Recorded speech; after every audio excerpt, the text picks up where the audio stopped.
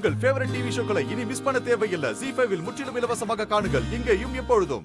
பத்மா, என் மருமகளை வர சொல்லு.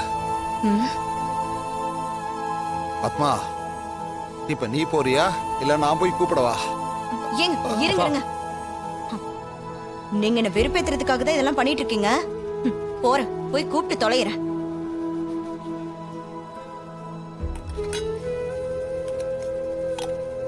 அண்ணி, அவருக்கு அவகிட்ட ஏதோ பேசணுமா, வர சொல்றாரு.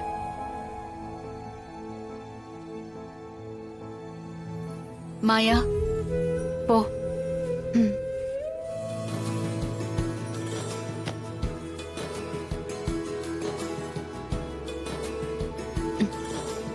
மாமா, வாமா மருமகளே, வந்துட்டியா? அப்புறம் எப்படி இருக்க?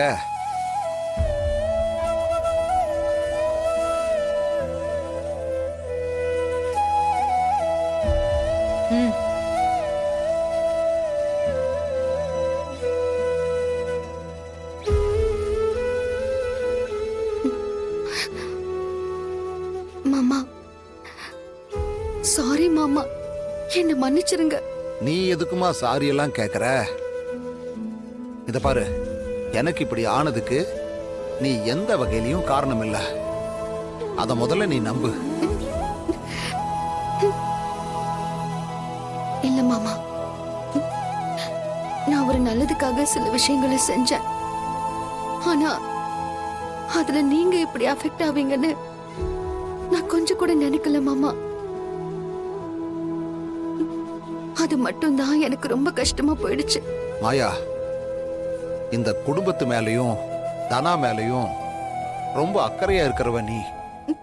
இங்க பாரு மாயா, நீயே இப்படி ஒரு விஷயம் தனா வாழ்க்கையில பண்ணிருக்கேன்னா கண்டிப்பா அதுல ஏதோ ஒரு நல்ல காரியம் இருக்கும்னு எனக்கு தெரியுமா. இந்த பாரு, மாமா வந்துட்டான்ல, இனிமே எல்லாத்தையும் நான் பாத்துக்கிறேன், நீ கவலைப்படாத. ஆமா, அந்த சீனு என்ன உன் பேச்சை எடுத்தாலே சிடு சிடுன்னு விழறான்? நடந்த விஷயத்துல சீனு என் மேல கோவமா இருக்கான். என்கிட்ட பேசுறது இல்ல மாமா. உன்ன மாதிரி ஒரு பொண்டாட்டி கிடைக்க அவன் கொடுத்து வச்சிருக்கணுமா? அது தெரியாம முறுக்கிட்டு திரியறானா மாடப்பைய. அம்மாடி, உங்க 2 பேர் வாழ்க்கையையும் நான் பிரகாசம் பண்றேன். அதுக்கு ஒரு திட்டம் போடணும். என்ன பண்ணலாம்? இதுக்கெல்லாம் சரியான ஆளு என் அம்மா தான். இதை எங்க அம்மா கிட்ட சொல்றேன். எல்லாத்தையும் அவங்க பார்த்துப்பாங்க. சரிங்க மாமா, நீங்க ரெஸ்ட் எடுங்க.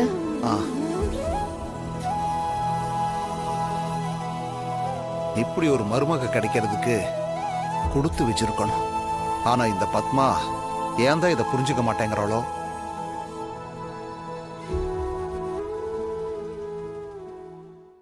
ஜீ5 ஆப்பை டவுன்லோட் செய்து அனைத்து எபிசோடுகளையும் இலவசமாக பாருங்க.